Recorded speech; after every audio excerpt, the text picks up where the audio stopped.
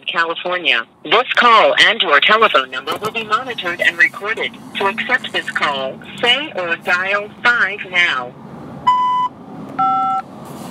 Thank you for using Global Tel Link.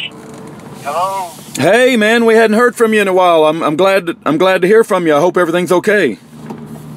Yeah, I'm okay. I told you the last time I talked, I was planning on trying to call you the next day, but something happened and couldn't get to the phone.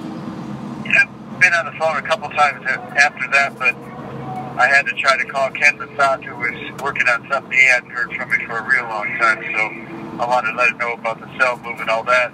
I moved to another cell last night. In fact, I was up all the way from early afternoon yesterday till 6:15 this morning, trying to move stuff in just enough so I can get a place where I could lay down in the bed and have room. So, and that's after they took all those boxes of my stuff. I still got a huge amount of stuff with the little cells I'm back in. But I don't know again if I'm going to be in that cell very long because the floor floods, the water doesn't drain, there's no warm water, no cold water button doesn't work right. I mean, it's just insane. And the lights, they don't have, they got a real dim light so they can count you in the cell, but not bright enough to really do any work by and see. You know, I can't even see my face in the mirror enough to shave. So yeah, that's terrible. It's ridiculous. Wow. Yeah, that's terrible. It's the worst run prison I've ever seen. Yeah, as you know, I've seen a lot of prisons in California through 50-some transfers, and it's not the worst prison because it doesn't have all the terrible violence and, you know, real bad abuse every day like some of the others were. But as far as the actual operations and things like functioning things that are supposed to function in the cell a certain way or certain procedures on the yard that are supposed to go a certain way, it is the absolute worst I've ever seen. And I know the new warden just got back from 2-week vacation a couple of days ago, so, you know, she's still settling into that position. I just hope I see some changes that I was expecting from her. I guess we'll find out over the next few weeks. I hope so. Yeah, I had everything aligned in terms of my piles of paperwork, even after the 2 trashings and the taking of those boxes and stuff I had left. I had arranged in priority order and had it stacked up on my typewriter, the next things to do. And now with both of these cell moves again, it's just like a tornado went through. I don't know how many weeks or months it's going to be before I refine that stuff. The top thing on the pile was the governor pardon or clemency application, which I'm trying to get another one done and put in. So I don't even know if that's going to get done in time now. I've been planning on doing it every day now for months and months and months, but I finally... This call and your telephone number will be monitored and recorded. Finally had the top of the pile when the cell change occurred and fished it back out, and now the second cell change and maybe a third one coming up soon. I don't know, because of the condition of the cell that I'm in. Yeah. So we'll see. Okay. What happens. And if I don't take care of those things, you know, it's like working in a flood inside the cell where, you know, I got paperwork that's got to be laid on the floor because there's no other place to put it, and, you know, denied plastic bags and denied certain type of containers and this and that and the other. So it's not as simple as it sounds to sort these priorities and be doing the most important thing at the time. Where is the water on the floor coming from? The toilet? I mean, where is it coming from? Well, in this case, the guy that moved out of the cell, they just switched cells with me because they had a guy in a wheelchair in there that needed the wheelchair cell I was in. So the guy that switched cells with me said it was coming in the back wall, you know, because it's been raining in California now for a few days. And often when it rains, a whole bunch of these cells in here, probably, I don't know, anywhere between 30% and 70% of the cells in this particular prison are leaking real bad inside the cells. And they never turn back to the contractors that did this and sue them or, you know, do something through the legislature to get them to come fix these messes they make. So these contractors, just like all the other different type of providers for prison needs, you know, whether it's food vendor people or whether it's people that supply, you know, one thing or another, they don't care about their jobs. They just care about collecting their paycheck and the money, and then after that everything falls apart, and CDC never turns it back around and does anything about it. So anyway, so many of the cells leak, but in my case, you know, I'm looking at the water that supposedly was coming in that back wall from the rain, and so far it's been pretty dry, but where where the toilet is, you know, the wall behind the toilet, there's what's called a chase, where they can open the door to see plumbing problems behind the toilet and the sink, and it's from there, it's seeping right up through cracks in the floor, cracks in the concrete between the wall and the floor. So there's probably a whole 4, 5, 6 inches of water in that chase, which there's not supposed to be. Probably a flood in that doored up area. It's like a little broom closet. Yeah. And there often is when this happens, and so that's where I see the water coming in. I was in another cell. At this prison, I can't remember if it's over on D Yard or this yard, where it was leaking in 6 different places, totally independent of each other, and it was flooding all the time. That there was any kind of little bit of rain outside, or even sometimes when there wasn't. So, it's hard to tell what to do and what they're going to do with me in terms of the cell. Depends on if I squawk about it or not, or if I think I should make that move again or just try to put up with this where I'm at. But then it's a pretty permanent thing if I just put up with it from now till who knows where. I'm trying to, next committee I go to in a few weeks probably, I'm going to try to put myself up for transfer to get to a better prison. Well, yeah. I hope that happens. I hope that happens. You have a lady, obviously Barry loves you a great deal, and when she found out you were in need, she called me and put me into action, but I stopped everything I was doing based upon our last conversation. So you do have people that care a great deal about you. I pray that the Lord moves and puts you in a place that, I pray, gets you out of there free. I don't want you just to have a better prison cell. I want you free. So. Yeah, absolutely. Yeah.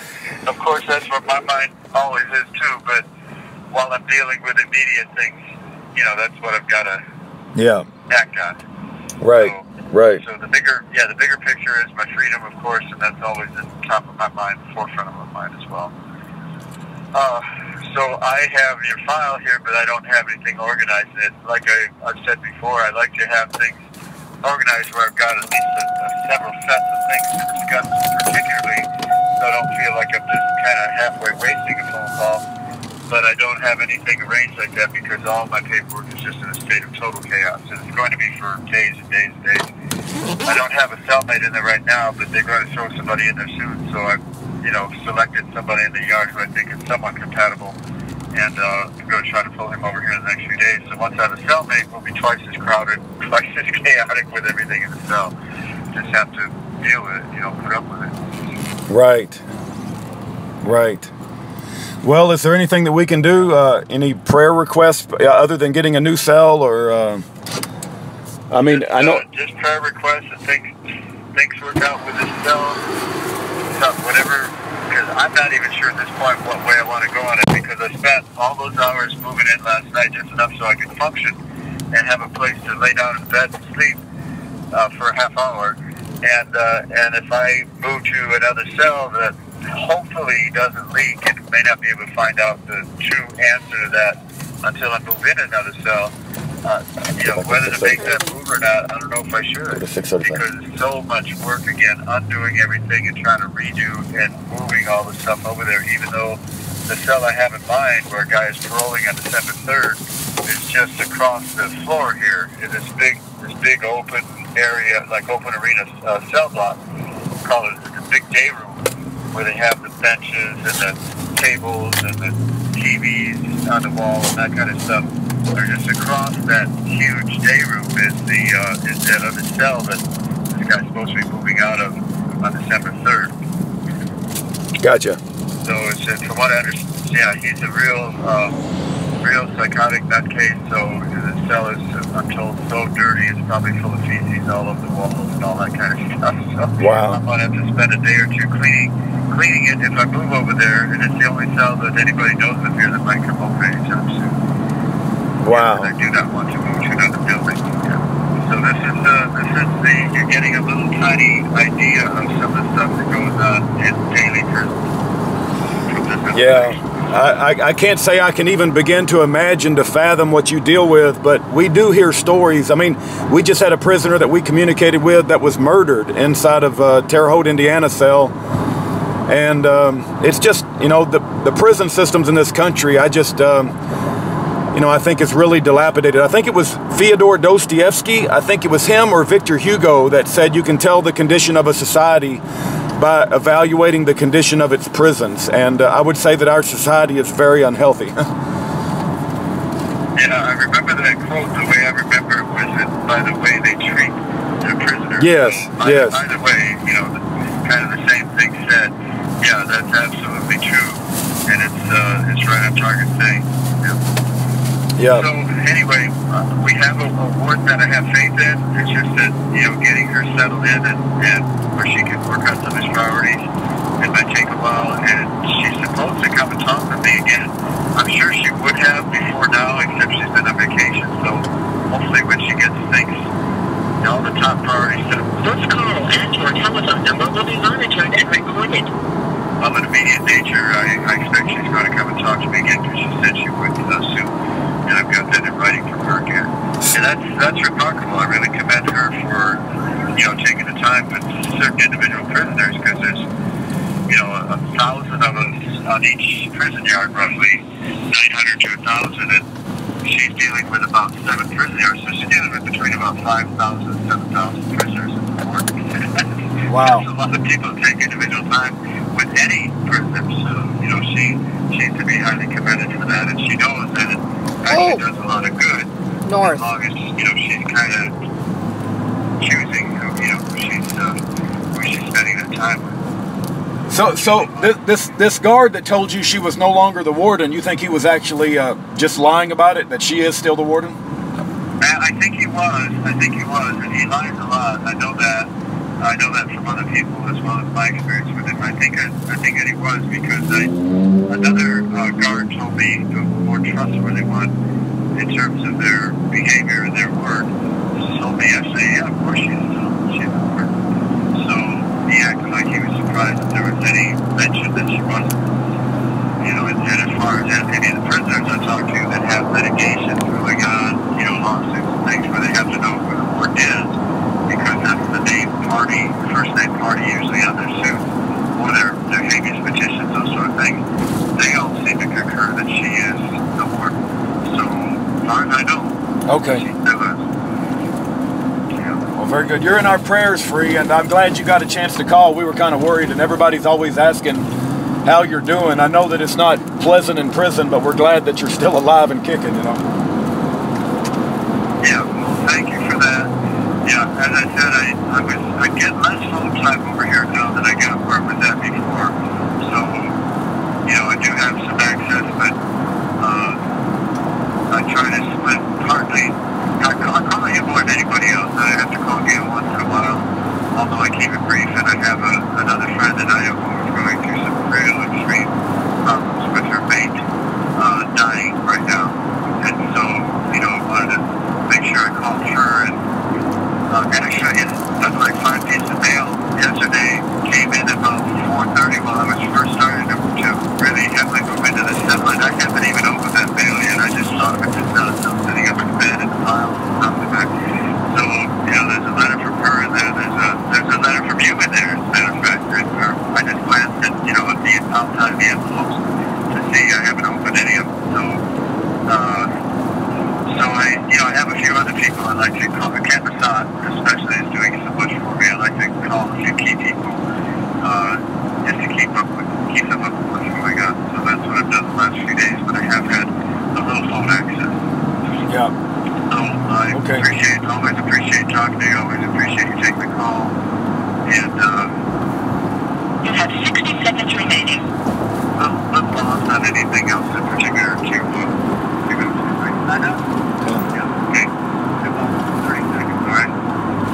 Anyway, it's just perfect time to discuss sign up this right now too. So go ahead and go. Blessings to you and to Aaron, and thank you so much for your prayers. You're in as well. And be in touch soon. Thanks, Free. I'm here too, and we pray for you all the time.